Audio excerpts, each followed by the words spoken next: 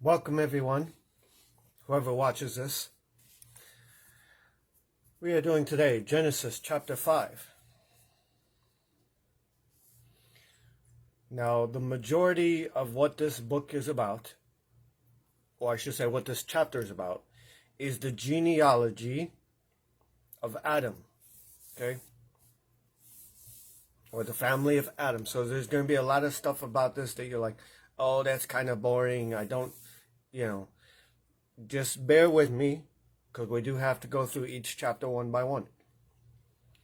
This is the book of the genealogy of Adam, meaning the family line of Adam.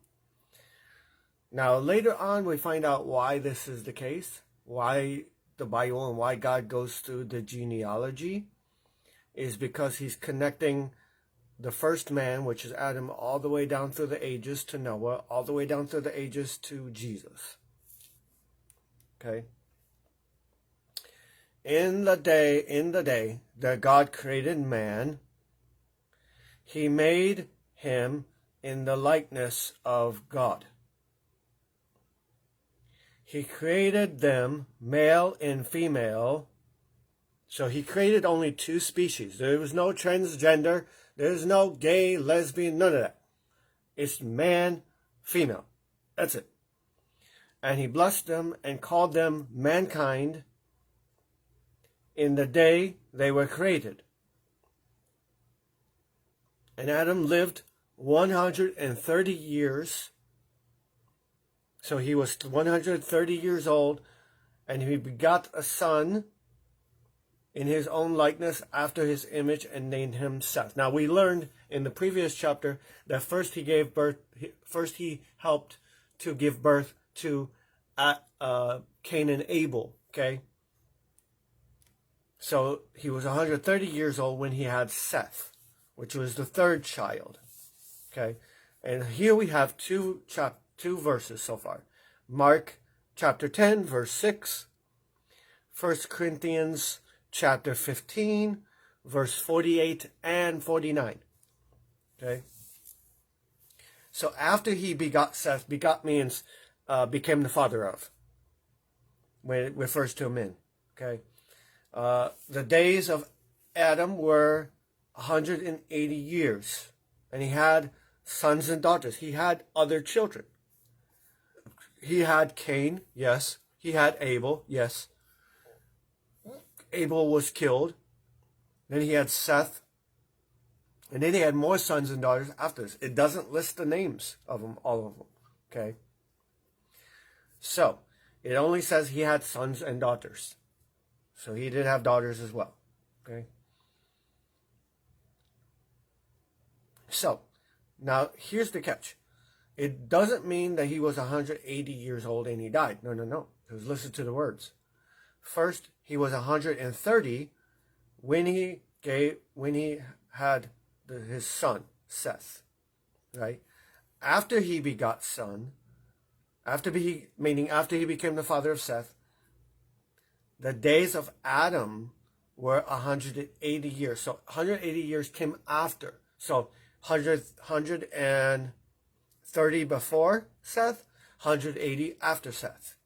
Okay? So all the now this is just some time. So here's how we learn how old he actually was.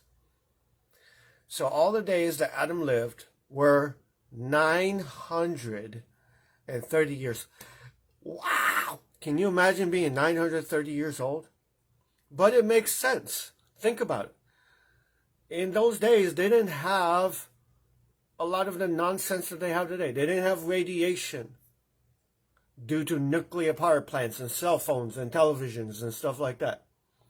Okay? They didn't have unhealthy foods, processed foods, and all this stuff. Everything was real. Everything was legitimate. So it made sense that people lived a whole lot longer in those days. The more mankind progresses in technology and technology and fast food and unhealthy foods and eating, like just giving into whatever desires they have, the faster the time goes down before they die. See, back then they lived 800-900 years easy.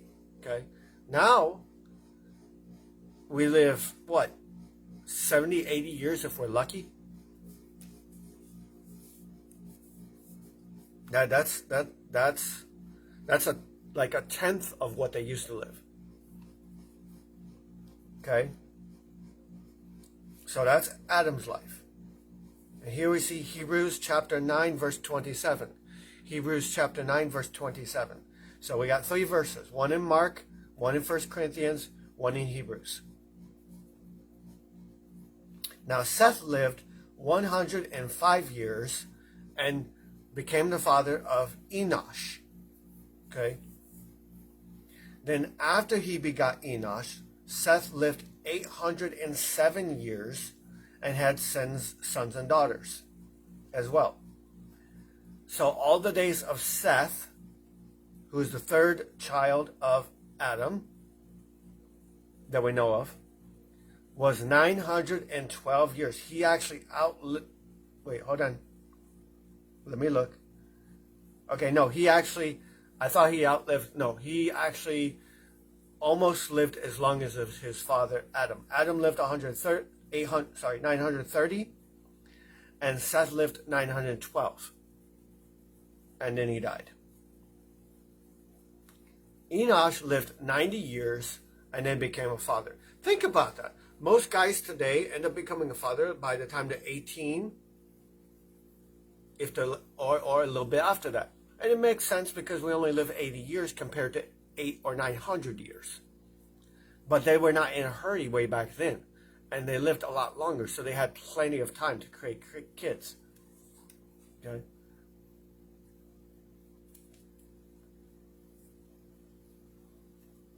Now Enosh lived 90 years and he begot what looks like Canaan, or Canaan.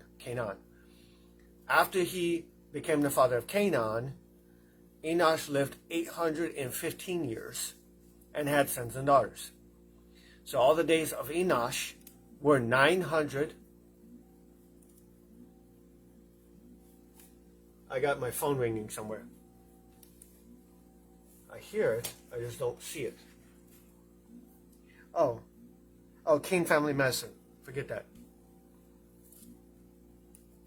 I'll call him back later. I don't know what that's about.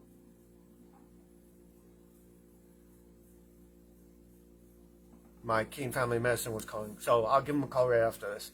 Anyway, all the days of Enosh were 905 years. So he actually lived less. Now you see, just in this amount of time, okay, just in these, hundreds and hundreds of years that have gone by, they're already starting to live less. Okay, Adam lived 930, 912. Now we have 905. Okay, and then he died.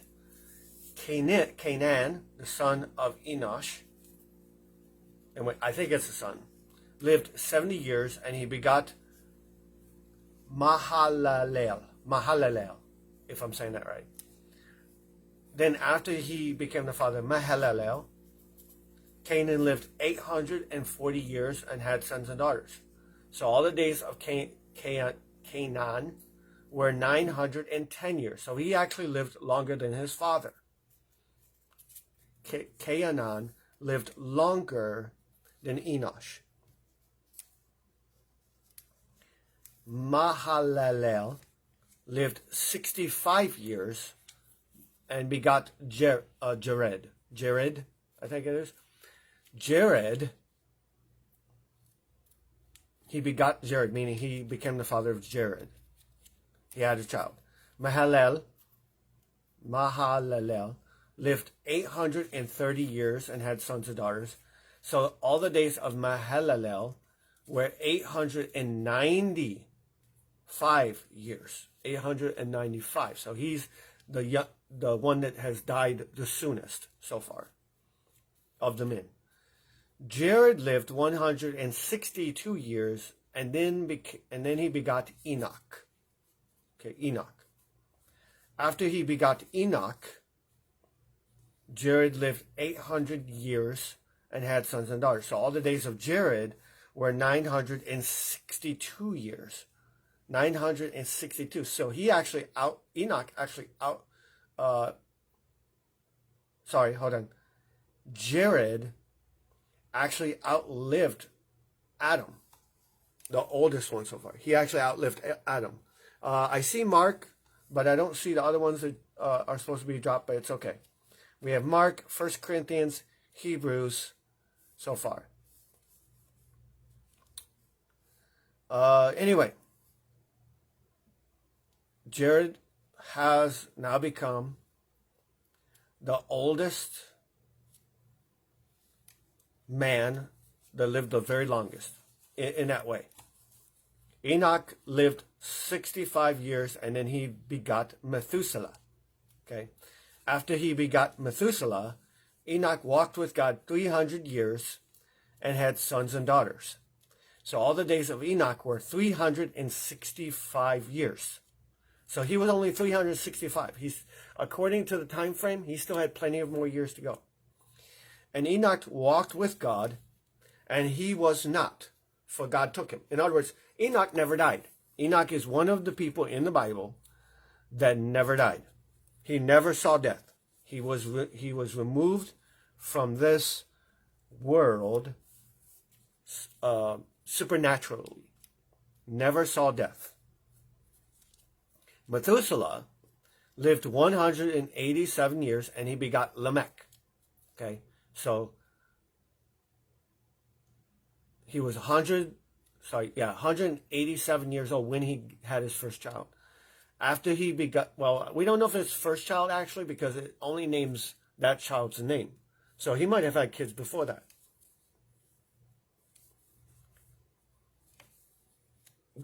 Now I see the verses. Good job. Good job. The only one left is the Luke 3:36. That's coming up here shortly. All right, so he lived 782 years, and he had sons and daughters. So all the days of Methuselah were 969 years, and he died. So now we get biblical precedence, because there is people that think that Methuselah never died. Well, right there, it exactly says, all the days of Methuselah were 969 years, and he, died. Methuselah died. But he, according to this, he was the oldest person in the Bible. That is true. That we've known so far. 969 years. Lamech lived 182 years and had a son. And he called his name, meaning his son's name, Noah. Okay? Saying, this one will comfort us concerning our work and the toil of our hands, because of the ground which the Lord has cursed. That's where we see Luke 3:36. After he became the father of Noah, Lamech lived 595 years and had sons and daughters. So all the days of Lamech were 777. Hear that number? 777 years, and he died. And Noah was 500 years old, and Noah begot, meaning Noah became the father of Shem, Ham, and Japheth. And ladies and gentlemen, that is the end of chapter 5. Very simple. Not much deepness there, other than this person begot that person. But there is still learning to do in that. Like we said, if you ever hear the thing that, Methuselah never saw death, that's incorrect. Methuselah died. Okay? Enoch never saw death. Okay? Methuselah, however, was one that was the oldest on that list. And why is it important? Because you have to know where you came from to know who you are, first of all. And two, they're trying to establish the line going from Adam all the way down to Jesus. Okay? Remember, back in those days, genealogy was huge. Okay? Maybe not necessarily at that particular time in Genesis, but later on, genealogy was huge because people used genealogy to establish, it was like establishing your credit. Okay? Whereas today we have a credit card, we have, a balance of like what your credit score is and all that stuff, right? Well, back then, that was your credit, your name. That's why when they said, whenever someone spoke of Jesus, they were like, Jesus of what? Jesus of Nazareth. That was your line of credit.